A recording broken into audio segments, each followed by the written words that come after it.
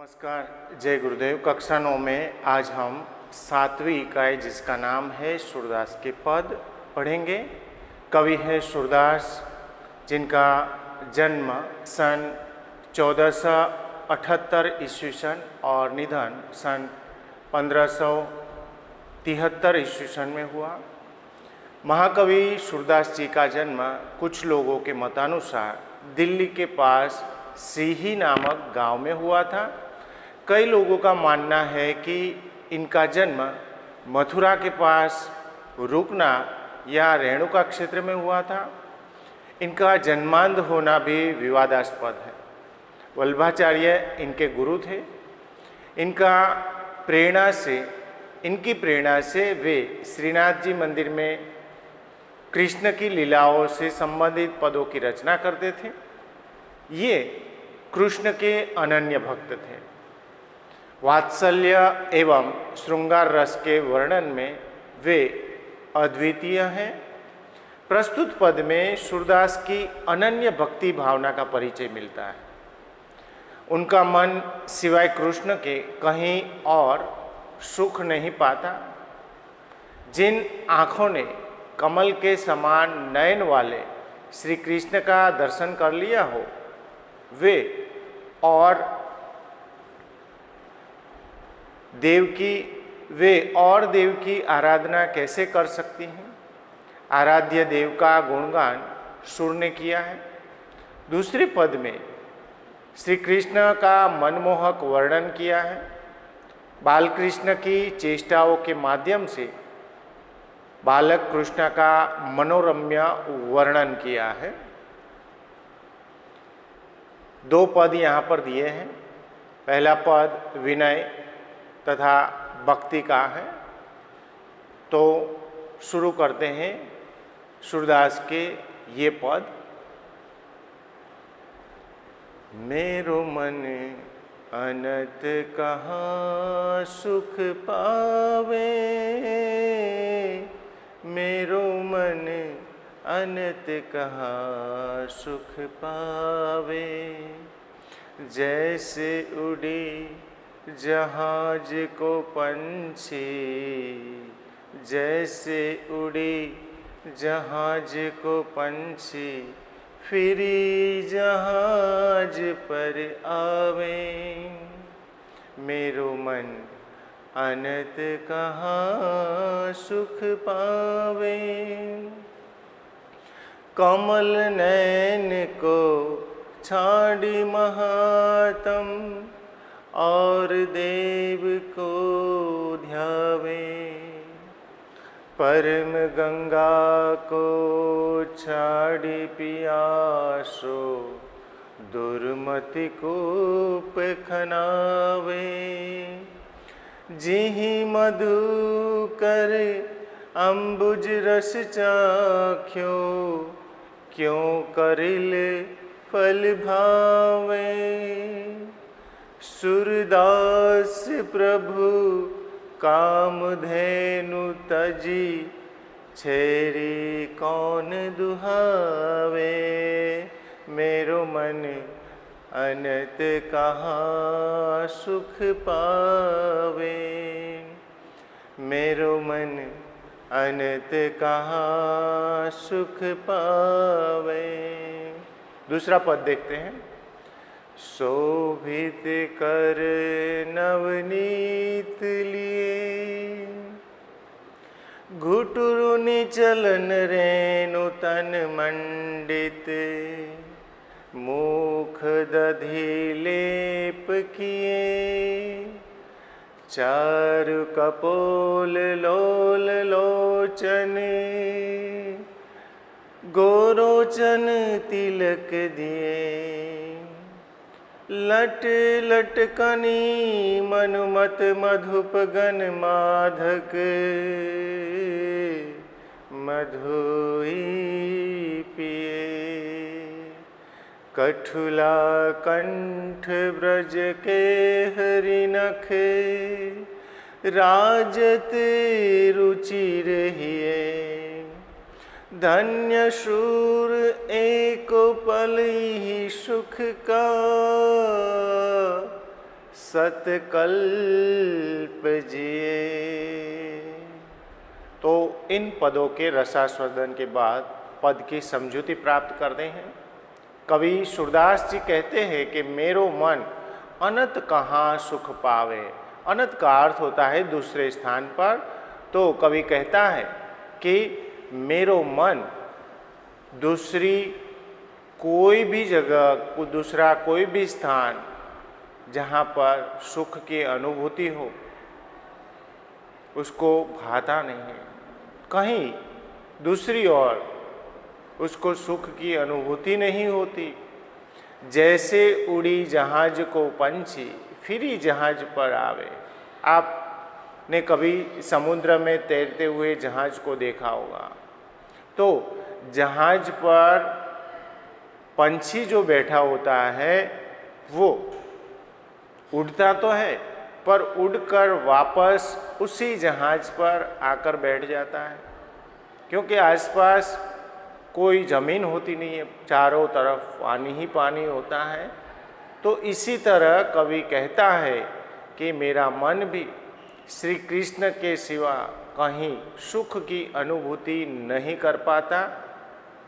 जैसे जहाज को पंछी फिर जहाज पर आवे, जिस तरह से जहाज पर बैठा हुआ पंछी जो है उड़कर उसी जहाज पर आकर बैठता है, उसी तरह मेरा मन भी भगवान श्री कृष्ण के अंदर ही रमा रहता है, उसके अंदर ही लीन रहता है, तल्लीन रहता है। कमल नयन को छाड़ी महात्म और देव को ध्यावे। कमल नयन वाले भगवान श्री कृष्ण के दर्शन कवि ने किए हैं। तो कवि कहता है कि इस कमल नयन वाले भगवान के जिसे दर्शन हुए हो उसे छोड़कर कौन ऐसा होगा जो दूसरे देव को ध्यावे, मतलब उसकी आराधना करेगा, उसकी प्रार्थना करेगा। जिसने कमल नयन वाले भगवान श्री कृष्ण के दर्शन कर लिए हैं और कोई देव के पूजा पाठ प्रभु भक्ति करने के लिए वहाँ जाएगा नहीं। परम गंगा को छाड़ी पियासो दुर्मति कूप खनावे। जिसने परम पाविन गंगा जो है, पवित्र जिसे जल कहा जाता है, उस पवित्र जल वाली गंगा का जिसने पान किया हो उसे छोड़कर दुर्मति कूप खनावे, मतलब प्यासा व्यक्ति जिन्हें गंगा नदी का जल प्राप्त हुआ है अपनी प्यास बुझाने के लिए, जो दुर्बुद्धि यानी मति जिसकी भ्रष्ट हो गई हो, वही व्यक्ति गंगा जैसे पवित्र जल का त्याग कर कूप खनावे यानी कुआं जो है वो खुदवाएगा। अब आपके सामने अगर गंगा प्रवाहित है, गंगा का जल उपलब्ध है, तो उस पवित्र जल का त्याग कर यदि आप कुआं खुदवाते हैं तो उसे दुर्मति कहा जाएगा, क्योंकि कुएं में जो जल है वो गंगा के जल के समान पवित्र नहीं हो सकता। और इस पवित्र जल का त्याग कर कोई कुएं का पानी भला क्यों पिएगा। जिही मधुकर रस चाख्यो, मतलब जिस भौरे ने जिही मधुकर अम्बुज रस चाख्यो, मतलब जिन भौरे ने कमल रूपी फूल का जो रस है उसका पान किया है, जिस भौरे ने कमल के फल का रस का अनुभव किया है, कहो करेल फल खावे, मतलब वो कैसे क्यों करेल का मतलब करेला उसका कड़वा रस जो है वो क्यों खाएगा, उसे क्यों भाएगा। जिसने कमल के फूल का रस पान किया है, क्यों करेल फल खावे, मतलब वो करेला का फल उसे कैसे भा सकता है, उसको कैसे आनंदित कर सकता है। जिस भंवरे ने, मधुकर का अर्थ होता है भंवरा और अम्बुज का अर्थ होता है कमल। तो जिस भंवरे ने कमल रूपी फूल का रस प्राप्त किया है, वो भंवरा क्यों करेले के फल को खाएगा? उसको वो फल जो है कभी आनंद नहीं दे पाएगा। और अंत में कवि कहता है कि सूरदास प्रभु कामधेनु तजी, छेरी कौन दुहावे। सूरदास कहते हैं कि मेरे भगवान कामधेनु समान है। कामधेनु स्वर्ग की गाय का नाम है और इस गाय की विशेषता ये है कि आप जिस की कामना करते हैं, जिसकी भी इच्छा करते हैं, ये गाय जो है आपको उचित वस्तु तुरंत ही प्रदान करती है। तो सूरदास कहते हैं कि मेरे भगवान श्री कृष्ण जो है कामधेनु समान है और मैं इस कामधेनु समान अपने भगवान को तजी, मतलब उसको छोड़कर छेरी कौन दुहावे। छेरी का अर्थ होता है बकरी। बकरी को कौन दुहाएगा, उसका दूध क्यों निकालेगा? जब जिसके पास कामधेनु समान गाय है, मतलब भगवान है, वो अन्य देव की आराधना कैसे कर सकता है? तो यहाँ पर ये प्रथम पद जो है पूरा होता है। दूसरा पद देखते हैं, शोभित कर नवनीत लिए। कर का अर्थ होता है हाथ। शोभित मतलब शोभा, नवनीत का अर्थ होता है मक्खन। जिसके हाथ जो है मक्खन से लिपटे हुए हैं, जिनके हाथों में मक्खन जो है शोभा दे रहा है, ऐसे भगवान श्री कृष्ण की बाल मूर्ति का वर्णन कवि करते हुए कहते हैं कि शोभित कर नवनीत लिए, घुटुरिनी चलन रेणु तन मंडित। मतलब जो घुटनों के बल चलते हैं। आपने देखा होगा एक छोटा बच्चा जो अपने पैरों पर खड़े रहकर जो चल नहीं पाता, ऐसा बच्चा घुटने के बल पर चलता है, जैसे पशु चलते हैं। उसी तरह से भगवान श्री कृष्ण का ये बाल रूप का वर्णन कवि ने किया है कि ऐसे भगवान जिनके हाथ में नवनीत यानी मक्खन जो है शोभा दे रहा है, मतलब उनके हाथ पर मक्खन लगा हुआ है, जो घुटने पर, घुटने के बल पर चलते हैं। रेणु तन मंडित मुख दधि लेप कियो, मतलब उनके शरीर पर, रेणु का अर्थ रात्रि भी होता है, जिनका शरीर जो है श्याम है और इस श्याम रंग वाले भगवान श्री कृष्ण जो है वो घुटने के बल पर चल रहे हैं और जिनके हाथ में मक्खन लगा हुआ है, मुख दधि लेप किए और मुख पर, चेहरे पर दधि यानी दूध और मक्खन, दूध और दही का लेप जो है उनके मुंह पर लगा हुआ है। खाते तो है भगवान श्री कृष्ण दही मक्खन दूध, पर खाते खाते उनके मुंह पर, उनके हाथ पर चारों ओर ये दूध दही और मक्खन लगा हुआ है। तो ऐसे बाल श्री कृष्ण का रूप का वर्णन कवि करते हुए कहते हैं कि जो घुटने के बल पर चल रहे हैं, जिनके मुख पर दधि यानी दही का लेप हुए, चारु कपोल लोल लोचन गोरोचन तिलक दिए। उनका कपोल मतलब उनकी जो गर्दन है वो गर्दन सुंदर है और लोचन यानी आँख वो भी सुंदर है।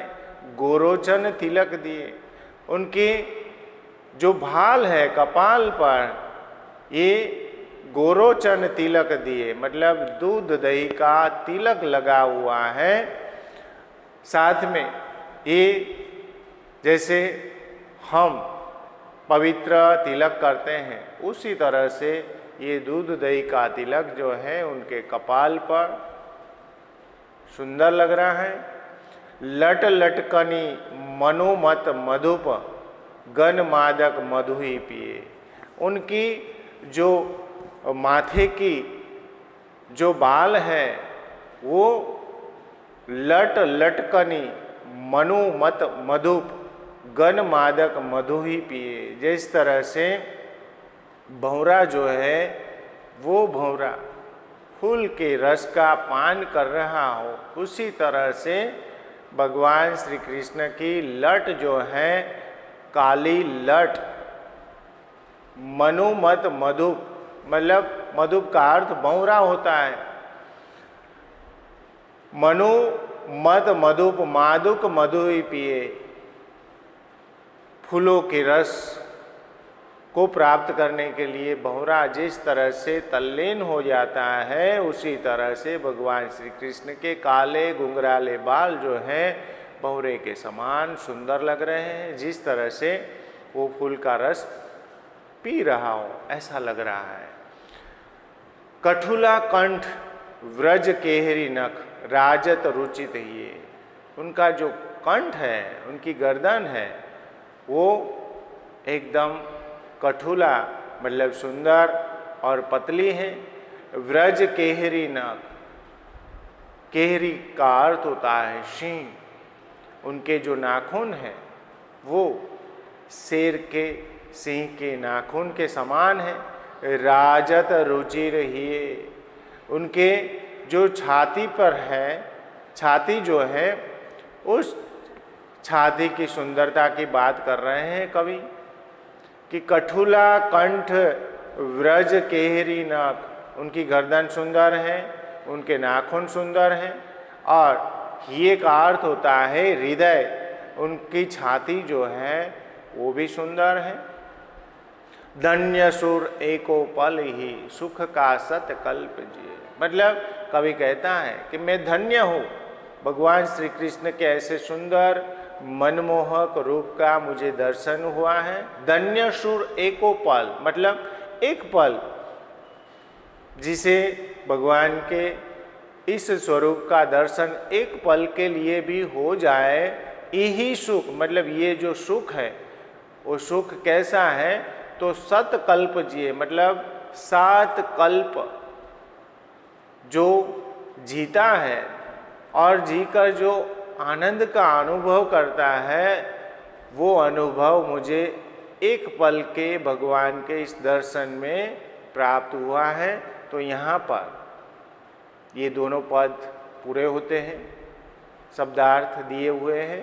एक वाक्य के प्रश्न उत्तर जो सविस्तर वाले हैं उसे भी लिखना है। तत्सम रूप दीजिए यहाँ पर। अनंत मतलब और कहीं। पंछी का अर्थ होता है पक्षी। महात्म का अर्थ होता है महत्व। पियासो का अर्थ होता है प्यासा। दुर्मति मतलब जो दुष्ट बुद्धि वाला है वो लट, यानी जो बाल की लट होती है। मधुही मतलब भंवरा और केहरी का अर्थ होता है शेर या सिंह। नीचे समानार्थी शब्द दिए हुए हैं जिसका आपको लिखना है उत्तर। तो आशा करता हूँ कि आपको ये दोनों पद जो हैं समझ में आ गया होगा। अगर कोई समस्या है तो मुझे ज़रूर बताना। धन्यवाद। जय गुरुदेव।